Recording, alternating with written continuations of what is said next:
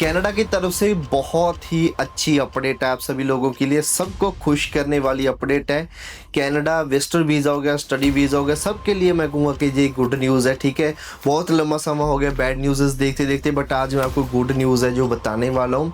सबसे पहले तो मैं आपके साथ एक पीपीआर है जो शेयर करना चाहूँगा। ये है रमेश कुमार जी की पीपीआर। ठीक है, इनकी एप्लीकेशन हमने नवंबर 28 को सबमिट की थी एंड आज जो इनकी 27 दिसंबर को एप्लीकेशन है जो अप्रूव होगी। हम मंडे आए हैं तो हम मंडे हमने आके इनकी पीपीआर है जो चेक की है। पीपीआर अब आज ऑफिशियली इनकी आ चुकी है। सो क्रिसमस गिफ्ट इनको मिला है। इनकी प्रोफाइल आपको शॉकिंग लगने वाली है बहुत, आपको जब मैं इनकी एप्लीकेशन बताऊंगा।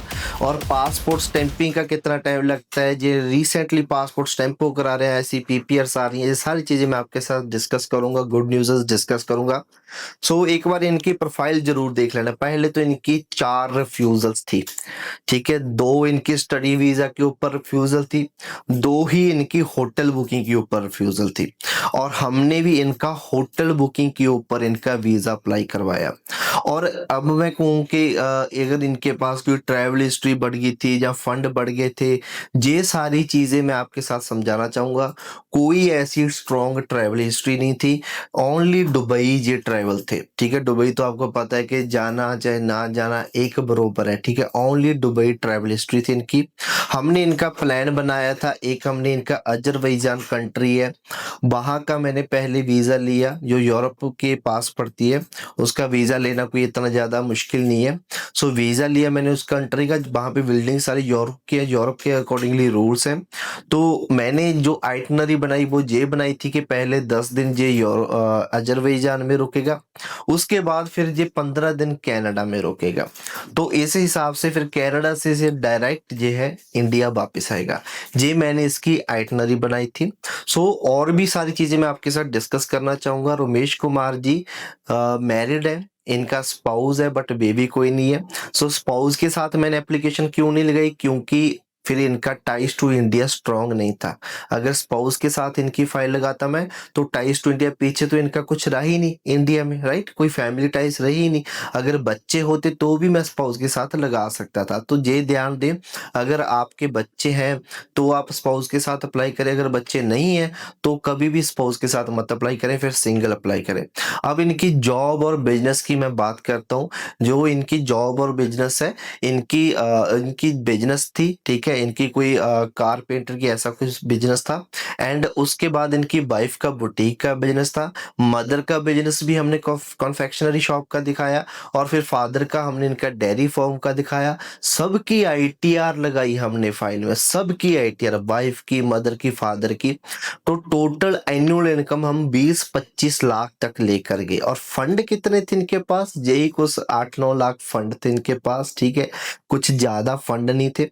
एंड उसके बाद आप ये मानो कि इनकी 4 पहले रिफ्यूजल थी। अब ये देखो, कहीं पहले इन्होंने एप्लीकेशंस की, फिर रिफ्यूजल आई, और आज हमने एप्लीकेशन की, अब वीजा भी आ गया। और हमने कितना खर्चा करवाया, $100 एम्बेसी फीस है ओनली। और उसके बाद इनकी जो सीए रिपोर्ट्स, वैल्यूएशन रिपोर्ट्स, जो आईटीआरस फिल करनी होती है, 5-10 हज़ार आप उनका खर्चा लगा लो। जो जेन्युइन डॉक्यूमेंट हमारे बनते हैं, सीए बना कर देता है ना, जो हमारी आईटीआरस फिल करता है, सीए रिपोर्ट बनाता है, वैल्यूएशन रिपोर्ट बनाता है, 5-10 हज़ार ये खर्चा निकाल के चलो, टोटल चलो आपका 15-17 हज़ार ये खर्चा हो गया।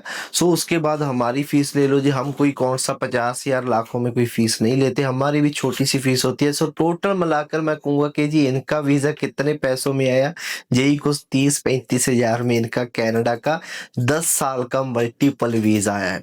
और वहाँ पे जाके जी इसको चाहे स्टडी वीज़ा में कन्वर्ट करवाएं, चाहे इसको विजिटर वीज़ा में इसको चाहे वर्क परमिट पे कन्वर्ट करवाएं, जी इनका इजीली हो जाएगा, क्योंकि सारे डॉक्यूमेंट इनके ओरिजिनल लगाए हैं। ये नहीं है कि जी हमने जहाँ पे इसको कहीं डॉक्टर शो कर दिया या फिर इसको कहीं इंजीनियर शो कर दिया, फेक डॉक्यूमेंट लगाकर इनका वीज़ा लिया। क्योंकि अगर फेक डॉक्यूमेंट लगाकर आप वीज़ा तो ले लेते हो, एयरपोर्ट पे जाने से परेशानी होती है। चलो एयरपोर्ट से निकल के कनाडा पहुंच गए तो फिर वहां पे अपना इसको वर्क परमिट पे कन्वर्ट करवा सकते हो, ना इसको स्टडी वीज़ा में, क्योंकि डॉक्यूमेंट फेक है, आपकी वेरिफिकेशन होगी, ठीक है? तो इसके सारे ओरिजिनल डॉक्यूमेंट है, ये सीधा वहाँ पे जाके पीआर भी होगा। सो रिफ्यूज़ल्स हैं आपके पास, कोई दिक्कत वाली बात नहीं है, कोई टेंशन वाली बात नहीं है। सबका वीज़ा आता है, सबके वीज़े ऐसे पासपोर्ट पे स्टैंप होते हैं, ऐसी पीपीआर सबकी आती हैं, बट एक एक्सपीरियंस्ड कंसल्टेंट से आपने अप्लाई करवाना है। और हम किसी से लाखों में नहीं लेते, हम किसी से जो है ज़्यादा चार्ज नहीं करते।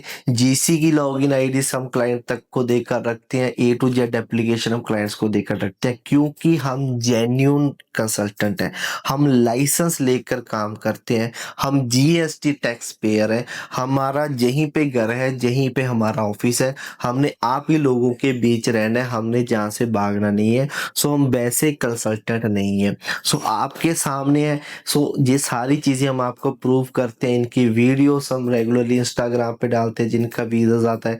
तो रमेश कुमार जी को मेरी तरफ से कंग्रेचुलेशन, अगर आप वीडियो देख रहे हो। तो बाकी आप भी अगर अपना वीज़ा चाहते हो, ठीक है। और हाँ, एक बात और है कि जी इनका वीज़ा इतना जल्दी क्यों आया, क्योंकि ऑनलाइन तो 2-2 3-3 महीने बोला जा रहा है। यस, मैं फिर आपको कहता हूँ कि जी ऑनलाइन आपको 3-3 साढ़े 3-3 महीने का टाइम दिया जा रहा है, बट इन फील्ड में बातें कुछ और हैं। इन फील्ड में बातें कुछ और हैं। आपका 1 महीने में भी वीज़ा आ सकता है, कोई पक्की बात नहीं है कि आपको 3 महीने में ही वीज़ा मिलेगा। ठीक है जी, ये आप चीज़ प्लीज़ कंसीडर करके चलिए। सो अगर आप भी इन तरीके से वीज़ा अपना चाहते हो, पासपोर्ट पे वीज़ा स्टैंप चाहते हो, अपनी पीपीआर्स चाहते हो, तो पुनीत इमिग्रेशन को एक मौका देकर देखिए। हम आपका जो है किस्मत बदल देंगे, आपका करियर बना देंगे, आपकी फैमिली के साथ हम रिलेशन बनाएँगे, और आप हमें अपना पर्सनल कंसल्टेंट है जो इमिग्रेशन के लिए रख लेंगे। सो मैं पुनीत के एंड अगर आपने मेरे साथ डायरेक्टली बात करनी है, नीचे दिए गए नंबर पे आप मेरे साथ बात कर रहे हो। एक प्रॉमिस आपके सभी के साथ है कि आप अगर हमारे से एप्लीकेशन करते हो, तो आप हमारा कोई एम्प्लॉई एप्लीकेशन नहीं बनाएगा, मैं आपकी खुद एप्लीकेशन बनाऊँगा। सो इस वीडियो में इतना ही। नमस्कार, सत श्री अकाल।